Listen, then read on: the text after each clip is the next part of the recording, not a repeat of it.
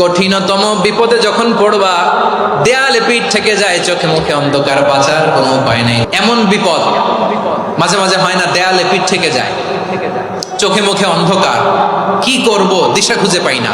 এরকম হয় কখনো? হ্যাঁ, আপনাদের হয়? হয় না? তো জান্নাতে আছেন আপনারা। হয় হয় এরকম হয়েছে না যে দেয়ালে পিঠ থেকে গেছে, চোখে মুখে অন্ধকার, কই যাব, কি করব, বাঁচানোর কেউ না? এরকম হয়েছে কখনো আপনাদের? যদি হয় তাইলে এটার সলিউশন বলবো, না হইলে তো এগুলো বলে লাভ নাই। হয় হয় হয় বিশ্বনবী এরকম কঠিন বিপদে পড়েছেন জীবনের কিছু কিছু মুহূর্তে।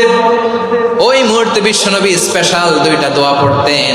এই দোয়াগুলো আপনাদেরকে জানিয়ে দেয়। বিশ্বনবী বলেন, কঠিনতম বিপদে যখন পড়বা, দেয়ালে পিঠ থেকে যায়, চোখে মুখে অন্ধকার, বাঁচার কোনো উপায় নাই, তখন পড়বা লা ইলাহা ইল্লা আনতা সুবহানাকা ইন্নী কুনতু মিনাজ জালিমিন। আল্লাহ, তুমি ছাড়া কোনো ইলাহ নাই, তুমি পবিত্র, নিশ্চয় আমি জালিমদের অন্তর্ভুক্ত। সুবহানাল্লাহ বলেন। এই দোয়া সাইয়েদনা ইউনূস আলাইহিস সালাম পড়েছিলেন যখন মাছের পেটে ছিলেন। কিসের পেটে?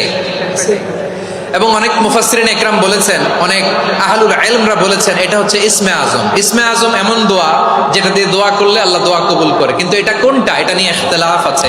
কোন আহলুল ইলম বলেন এই লা ইলাহা ইল্লা আনতা সুবহানাকা ইন্নী কুনতু মিনাজ জালিমিন, এটা হচ্ছে ইসমে আজম। সাইয়েদনা ইউনূস আলাইহিস সালাম পড়েছেন। আপনারা পড়েননি? তুফান হইলে পড়েন না?